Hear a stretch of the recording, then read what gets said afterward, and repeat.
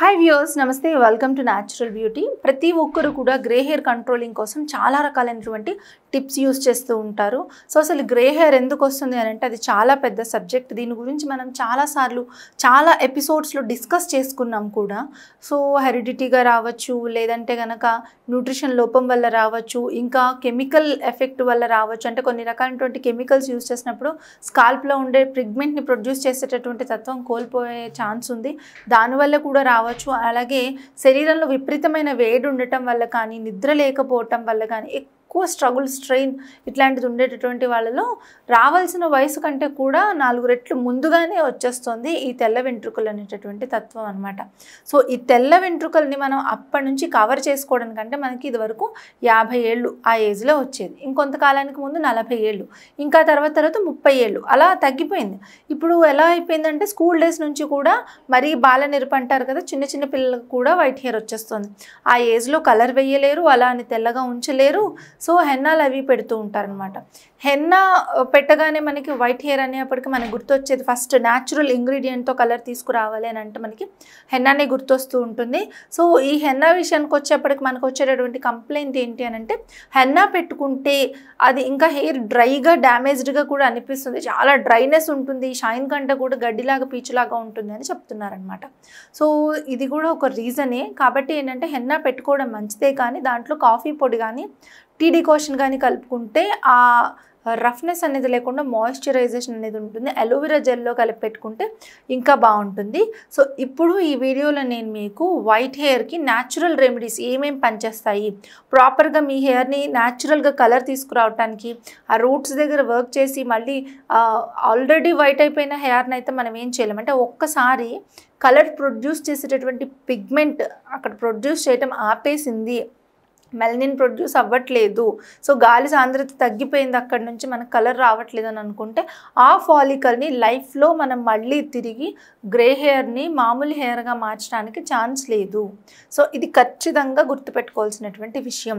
కాకపోతే మీకు 1 అలా 2, 3, 4 అలా పెరిగిపోకుండా అక్కడితో అన్న స్టాప్ చేసుకొని ఆ ఉన్న హెయిర్ వరకు మనం ఏదో కలరో లేకపోతే హెన్నానో అప్లై చేసుకొని మెయింటైన్ చేసుకోవడానికి యూజ్ అవుతుంది. సో ఇంకొకటి ఏంటంటే కొంచెం కురులు నల్లగా నిగనిగలాడుతూ ప్యాక్ పెట్టుకుంటే ఎలాంటివి వాడితే బాగుంటుంది అనేవి కూడా ఇప్పుడు మనం ఈ వీడియోలో క్లియర్గా చూద్దాము. నేను చెప్పినటువంటి ప్యాక్స్ని మీరు మీకు నచ్చిన ప్యాక్ని కూడా యూజ్ చేసుకోవచ్చు.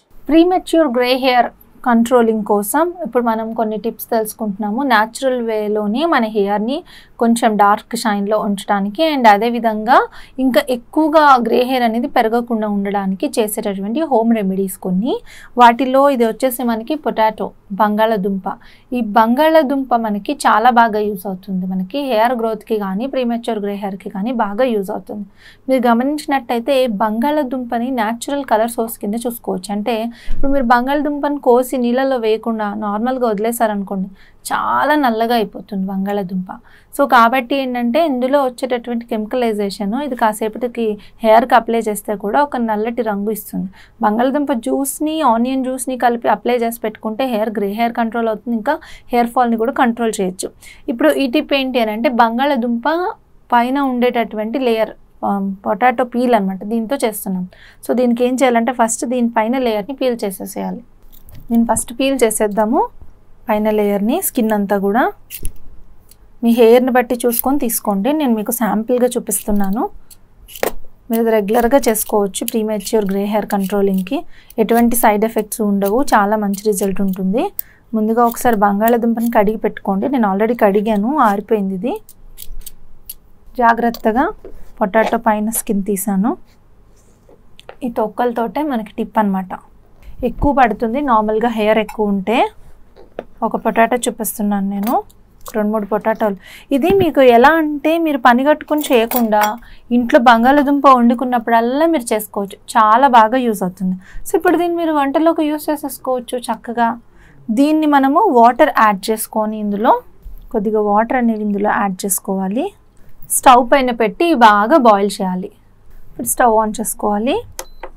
బాగా మరిగించి ఈ వాటర్లోకి బంగాళదుంప తొక్కలో ఉండేటటువంటి సారవంతా కూడా వచ్చేలాగా మరిగించాలన్నమాట. సో ఇప్పుడు చక్కగా మరిగిపోయాయి. స్టవ్ కూడా ఆపేసాను నేను. ఇప్పుడు తీసి పక్కన పెట్టేద్దాము. సో ఈ నీళ్ళు కొద్దిగా ఏంటంటే వేడి తగ్గేదాకా వెయిట్ చేయాలి మనము. ఒక అరగంట వెయిట్ చేస్తే కూడా మంచిదే, కొంచెం కలర్ కూడా చేంజ్ అవుతాయి. ఆ తర్వాత వేడి తగ్గిన తర్వాత జాగ్రత్తగా వీటిని వడగట్టుకొని మనము ఒక పక్కగా పెట్టుకోవాలి. సో వాటర్ కొద్దిగా చల్లారాయి, ఇప్పుడు నేను వీటిని జాగ్రత్తగా తీసేస్తున్నాను. సో ఇప్పుడు ఈ తొక్కలతో ఇంకా మనకి పని లేదు, వీటిని పక్కన పెట్టేసి ఈ వాటర్ మీకు చక్కగా హెయిర్కి అంటే ఒక స్ప్రే బాటిల్లో పోసుకొని రూట్స్ దగ్గర అప్లై చేసుకోవచ్చు. ఇలాంటి నార్మల్గా మనకి ఇంట్లో స్ప్రే బాటిల్స్ దొరుకుతాయి కదా, మార్కెట్లో కూడా దొరుకుతాయి, 30-40 రూపీస్ ఉంటాయి. ఇలాంటి బాటిల్స్ తెచ్చుకోవచ్చు, లేదంటే చిన్న సైజ్ బాటిల్. ఇలాంటి బాటిల్లో ఈ వాటర్ పోసుకొని కుదుళ్ళ దగ్గర మొత్తం కూడా ఇట్లా ప్రతి హెయిర్ రూట్కి స్ప్రే చేసుకోవాలన్నమాట. అలాగే ఈ వాటర్ ఏదైతే ఉందో ఈ వాటర్ని చక్కగా మనము హెయిర్ ప్యాక్స్ కలుపుకునేప్పుడు, హెన్నా లాంటివి పెట్టుకునేప్పుడు కూడా యాడ్ చేసుకోవచ్చు. మంచి న్యాచురల్ షైన్ వస్తుంది హెయిర్కి, అలాగే ప్రీమెచ్యూర్ గ్రే హెయిర్ కూడా కంట్రోల్ అవుతుంది, చాలా బాగా యూజ్ అవుతుంది. ఇది ఒక టిప్. నెక్స్ట్ వచ్చేసి ఇవి ఎండు ఉసిరి అన్నమాట, చూపిస్తాను మీకు. ఉసిరి, ఎండబెట్టినటువంటి ఉసిరి మనకి హెయిర్కి చాలా మంచి కలర్ ఇస్తుంది. అంటే మనకి మామూలు ఉసిరి దొరికినప్పుడు సీజనల్గా దొరుకుతుంది, ఎండు ఉసిరి అయితే మనకి ఒకసారి దొరికినప్పుడు ఎండబెట్టేసి ఉంచుతారు కాబట్టి ఎప్పటికీ పనిచేస్తుంది అనమాట. మీకు ఉసిరికాయ పచ్చడి పెట్టేప్పుడు ఇంట్లో పెద్దవాళ్ళు చూస్తే కనుక ఉసిరికాయ కోసినప్పుడు అక్కడ కత్తిపీట దగ్గర అంతా మొత్తం నల్లగా అయిపోతుంది, కిందంతా నల్ల మరకలు పడిపోతుంటాయి, కాసేపు చేతిలో కూడా ఉంటే చేతులు నల్లగా అయిపోతుంటాయి. అంటే ఉసిరికి చాలా మంచి పవర్ ఉందన్నమాట. అంటే చక్కగా మనకి ప్రీమెచ్యూర్ గ్రే హెయిర్ని కంట్రోల్ చేసి న్యాచురల్గా హెయిర్ నల్లగా ఉంచడానికి చాలా బాగా ఈ ఉసిరి చాలా బాగా యూజ్ అవుతుంది. సో అలా పచ్చి ఉసిరి దొరికినప్పుడేమో పచ్చి ఉసిరి రసం జాగ్రత్తగా తీసి ఆ రసాన్ని మొత్తం కుదుర్లకంతా పట్టించి ఒక అరగంట గంట ఉంచుకొని వాష్ చేసుకుంటే కూడా హెయిర్ న్యాచురల్గా ఉంటుంది, న్యాచురల్ డార్క్ కలర్ వస్తుంది. ఇంకా ఏంటంటే మనకి ఎటువంటి కెమికల్స్ లేకుండా మనకి హెయిర్ ఫాల్ని కూడా కంట్రోల్ చేయడానికి ఒక మంచి ఔషధంలాగా యూజ్ అవుతుంది. సో ఆ ఉసిరి రసంతో కూడా మీరు ప్యాక్స్ పెట్టుకుంటే కూడా మీకు చాలా మంచి రిజల్ట్ ఉంటుంది. అండ్ ఇప్పుడు వచ్చేసి మీకు ఈ ఎండు ఉసిరితో మీరు ఏ విధంగా మెయింటైన్ చేయాలి హెయిర్ కలర్ని అని అంటే, ఇట్లా వాటర్ ఇందులో యాడ్ చేసుకోవాలి. కొద్దిగా ఎండు ఉసిరిలో వాటర్ యాడ్ చేసుకొని నైట్ అంతా కూడా దీన్ని నానబెట్టేసేయాలన్నమాట. సో నేను ఇప్పుడు మీకు నార్మల్గా చెప్తాను, మీరు ఏంటంటే దీన్ని ట్రై చేయండి.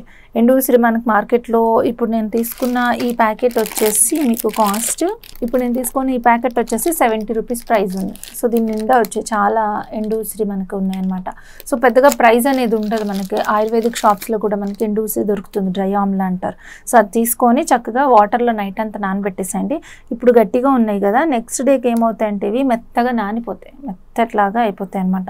నానిపోయి ఈ వాటర్ కూడా డార్క్ కలర్లోకి, ఇప్పుడే చూడండి ఇప్పుడు వాటర్ కలర్ అనేది చేంజ్ అవుతూ ఉంటుంది. మీరు గమనించినట్టయితే చింతపండు పులుసు ఏ విధంగా కలర్ చేంజ్ అవుతుందో ఆ విధంగా కలర్ చేంజ్ అవుతుంది అనమాట. సో ఆ వాటర్ని మీరు తీసుకొని ఈ ఎండు ఉసిరిని కూడా శుభ్రంగా గ్రైండ్ చేసేసి మెత్తటి పేస్ట్ లాగా చేసేసి వాటర్ కొంచెం అందులో యాడ్ చేసుకొని వడగట్టేసుకొని ఆ వాటర్ని మీరు హెయిర్కి ప్యాక్ లాగా అప్లై చేసుకోవచ్చు. ఇంకా ఎఫెక్టివ్గా ఉండాలి అని అనుకుంటే ఈ ఎండు ఉసిరి ఏదైతే ఉందో దీని నీళ్లు కూడా కలిపి, అంటే ఈ నీళ్ళని ఇంకొంచెం నీళ్ళు యాడ్ చేసుకొని మార్నింగ్ లేచాక దాన్ని స్టవ్ పైన పెట్టి బాగా మరిగించి చల్లారిన తర్వాత చేత్తో బాగా పిసికి మనము వడగట్టి రసం తీసుకోవాలన్నమాట. సో ఆ రసాన్ని హెయిర్కి ప్యాక్ లాగా అప్లై చేసుకుంటే మనకి ప్రీమెచ్యూర్ గ్రే హెయిర్ కంట్రోల్ అవుతుంది. ఇంకా మనకి వచ్చేసి హెయిర్ ఫాల్ కూడా కంట్రోల్ అవుతుంది, హెయిర్ చాలా స్మూత్ అండ్ సిల్కీగా ఉంటుంది. ఇది సెకండ్ రెమెడీ. ఇదేంటంటే ప్యూర్ క్వాలిటీ ఉన్నటువంటి ఆవు నెయ్యి. సో మనకి ఆవు నెయ్యి హెయిర్కి ఏంటి అని అనుకుంటున్నారా, ఆవు నెయ్యి మన కుదుళ్ళకు దృఢత్వాన్ని తీసుకొస్తుంది, హెయిర్ ఫాల్ని కంట్రోల్ చేస్తుంది, రూట్స్ని స్టిమ్యులేట్ చేస్తుంది, బ్లడ్ సర్క్యులేషన్ బాగా ఇంప్రూవ్ అయ్యేలా చేస్తుంది. నెయ్యి ఇలా మనకు గట్టిగా ఉంటుంది కదా, ఈ నెయ్యిని మనము చక్కగా కరగబెట్టుకొని ఆ కరిగినటువంటి నెయ్యిని గోరువెచ్చగా ఉండగా ప్రతి రూట్కి కూడా కాటన్ తోటి చక్కగా అప్లై చేసుకొని కుదుళ్ళని బాగా మర్దించి బాగా మసాజ్ చేసుకోవాలి. అలా మసాజ్ చేసుకుంటే బ్లడ్ సర్క్యులేషన్ ఇంప్రూవ్ అయ్యి మనకు వైట్ హెయిర్ కంట్రోల్ అవుతుంది. అండ్ ఆ తర్వాత కూడా మీరు ఇలాంటి హర్బల్ ప్యాక్స్ కూడా పెట్టుకోవచ్చు, చాలా మంచి రిజల్ట్ అనేది ఉంటుందన్నమాట. సో ఇప్పుడు నేను చూపించినటువంటి ఈ 3 టిప్స్ కూడా మీకు ప్రీమెచ్యూర్ గ్రే హెయిర్ కంట్రోలింగ్కి చాలా బాగా యూజ్ అవుతాయి. సో చూసారు కదండి, మీకు వైట్ హెయిర్ కంట్రోల్ కావటానికి న్యాచురల్ రెమెడీస్ ఏవేవైతే పనిచేస్తాయి, ఏమేం ప్యాక్స్ అనేవి పెట్టుకోవచ్చు అని. సో మరి ఈ వీడియో కనుక మీకు నచ్చినట్లయితే లైక్ చేయండి, షేర్ చేయండి, మీ అభిప్రాయాన్ని కామెంట్స్ రూపంలో రెస్పెక్టబుల్గా తెలియచేయండి. తప్పకుండా ఛానల్ను సబ్స్క్రైబ్ చేసుకోండి. Thank you.